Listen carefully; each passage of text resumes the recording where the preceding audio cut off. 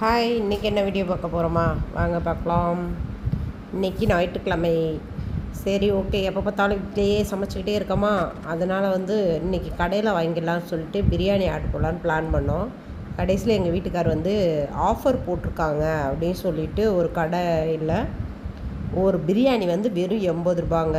ஆனால் நார்மல் டயத்தில் எப்பயும் வாங்குகிற டயத்தில் பார்த்திங்கன்னா ஒரு பிரியாணி அதை எப்படி சொல்கிறது, ஆஃபு கால் அப்படி சொல்லுவோம் இல்லையா, அந்த மாதிரி டயத்தில் 150 ரூபா 200 அந்த மாதிரி ரேஞ்சில் உள்ள பிரியாணியை ஆஃபரில் வெறும் 80 ரூபாய்க்கு கொடுத்துருந்தாங்க. உண்மையிலே வேறு லெவல் தரமான சம்பவங்க. செம்மையாக இருந்துச்சு. கரெக்டாக எப்போயுமே பிரியாணினால ஏதாவது ஒன்று சொதப்பிக்கிட்டே தான் இருக்கும். பிரியாணிக்கு ஃபேமஸே திண்டுக்கல் தான். ஆனால் நானும் நிறையா தடவை வாங்கியிருக்கேன். சில நேரம் வாங்கினேன் ஒரே கடையில் போய் டைம் வாங்கினா டேஸ்ட்டே இருக்காதுங்க.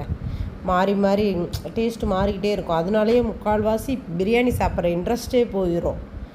ஆனால் இந்த பிரியாணி உண்மையிலே வேறு லெவலில் இருந்துச்சுங்க. இதுலலாம் இன்னொரு ட்விஸ்ட்டு என்னென்னு பார்த்தீங்கன்னா, எங்கள் பாப்பாவுக்கு பிடிச்ச ப்ரெட் அல்வா கொடுத்துருந்தாங்க. அது சும்மா தரமாக இருந்துச்சாக்கா. அந்த பிள்ளைக்கு ரொம்ப ரொம்ப ரொம்ப ரொம்ப பிடிக்கும்.